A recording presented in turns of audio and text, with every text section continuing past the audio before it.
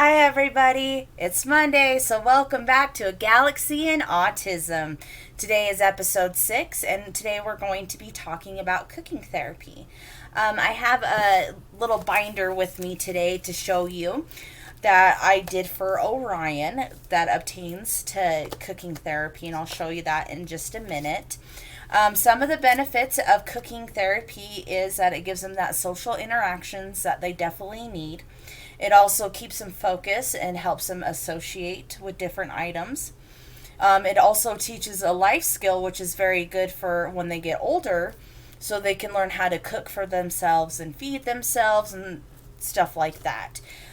When you first start, you can start off super small. You don't have to start off with actual heat.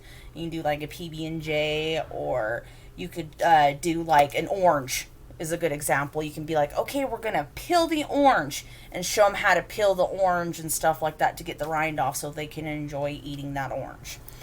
I've been doing this with Orion for about 4 or 5 months now, and he's been really, really enjoying it. He's always had that bug, just like I did at a very young age. He's always wanted to be in the kitchen with me to see what I'm doing and what I'm cooking. So with my book, I just basically just got a 1-inch binder. You can get them at like the dollar store, Walmart, Amazon, wherever. Especially right now, because with it getting closer to going back to school, they're usually on sale and stuff like that, so you can get a few of them if need be. And what I did was I went on, most of them are from Shutterfly, I believe it was called. And it's just pictures of ingredients that you would use in a recipe. So I have eggs, chicken, sausage, cucumbers, bell peppers, tomatoes, goldfish, apples, bananas, kiwis, strawberries, broccoli, peas, fish, cream cheese, oranges, carrots, onions, celery, raspberries, cheese, bread, PB&Js, and mac and cheese. And you can also use this book, too, for helping them communicate. So, like, if your child is more nonverbal, like Orion is, you could show him, like, because with these, like, last ones, he really likes PB&J, and he really likes mac and cheese and goldfish crackers. So you can use that as kind of like a picture, way of communicating. So you'd be like, oh, do you want mac and cheese? And you can have him point to, what he wants. That's also an option to use for this book, too, as well. Kind of a homemade DIY pick flashcards as well.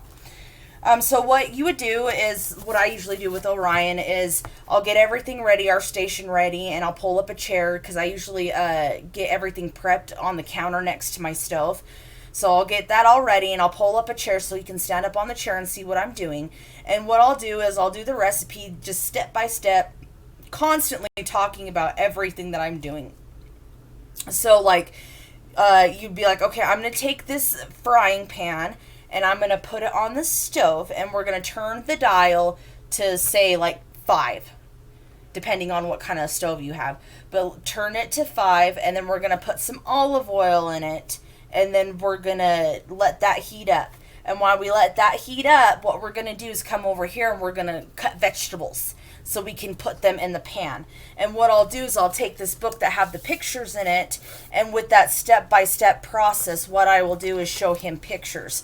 Like, so if I was frying an egg, I'll be like, okay, so we're going to put an egg, and we're going to crack it on the table to crack the shell, and then we're going to open it up and put it into the hot pan so it can cook. And then I would show him the egg and give him that reference. So that way he can see it in 2 different ways, so he can associate it too. Because with me being a professional chef, I kind of cook quickly, even like when I'm cooking with Orion. So it kind of helps that he has that visual aid right in front of him that won't move until we go to the next like ingredient or next step or whatever type thing. He has that visual aid so it can help him process it more efficiently. Because with many kids with autism, they have sensory processing disorder or some sort of sensory problem, or ADHD, or I've even heard epilepsy. Like, there's many different conditions that come with autism as a pair. And with Orion, his is sensory. So I always try to, put his senses into it to kind of, lock it into his head of what this is. And many, you can, like I said, you can start super small, with PB&Js, oranges. You can have them cook a full dinner with you. I usually do it usually at dinner time, just once a day, because usually with Orion, he wants to go and like watch his animal shows, or look at his animal flashcards, or he's been really into like little animal figurines of like sharks and sea creatures and stuff like that he wants to play with. So what we'll do is we'll cook, and once he gets distracted or he just doesn't want to do it anymore, I'll be like, okay, go off and, play with your toys or whatever. You can do what you want type thing.